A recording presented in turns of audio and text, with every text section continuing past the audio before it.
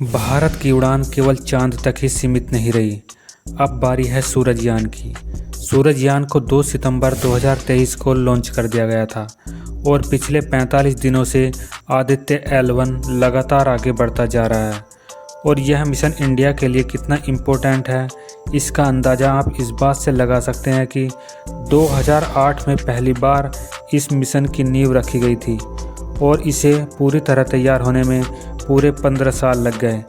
Aditya L1 लगातार आगे बढ़ता जा रहा है और हाल ही में वह अपना रास्ता भी भटक गया था। इस बारे में इसरो ने बड़ा ही शॉकिंग अपडेट दिया है।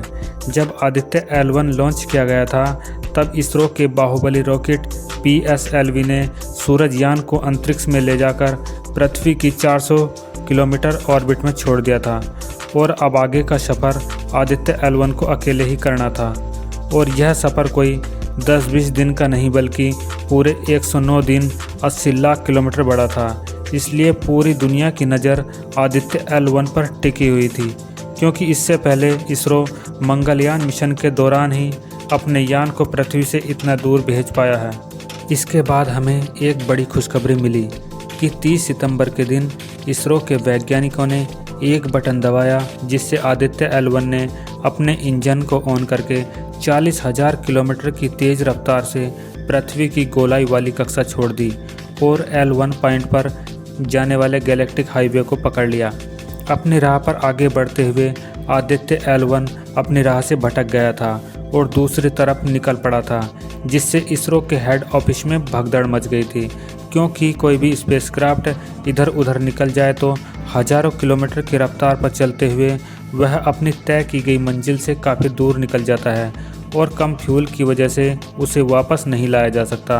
पिछले 6 अक्टूबर को जब आदित्य L1 अपनी राह से भटका तभी इसरो के कमांड सेंटर में इमरजेंसी सिग्नल शुरू हो गया और इसरो के पास कुछ ही समय शेष था। तो जल्दी से सभी वैज्ञानिकों ने अपने कंप्यूटर संभाले और परफेक्ट कैलकुलेशन करके तुरंत आदित्य L1 का इंजन फायर कर दिया, जिससे उसने तय किए गए एंगल पर मुड़कर अपनी रफ्तार बढ़ाई और देखते ही देखते वह अपनी राह पर वापस आ गया।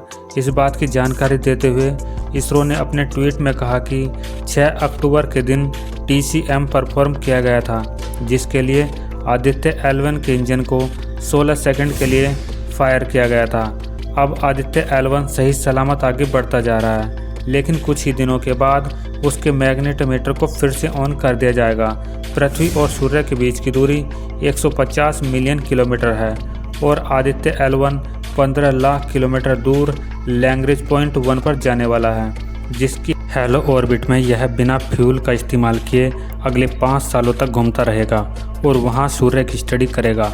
लैग्रेंज पॉइंट एक ऐसी जगह है जहां आदित्य L1 को किसी भी ग्रहण का सामना नहीं करना पड़ेगा। वहीं सूर्य और पृथ्वी के ग्रेविटेशनल फोर्स एक समान होने की वजह से एक दूसरे को कैंसिल कर देते हैं। आदित्य L1 को 80 लाख से 1 करोड़ किलोमीटर तक का सफ़र तय करना पड़ेगा और यह लगभग 109 दिन का होने वाला है।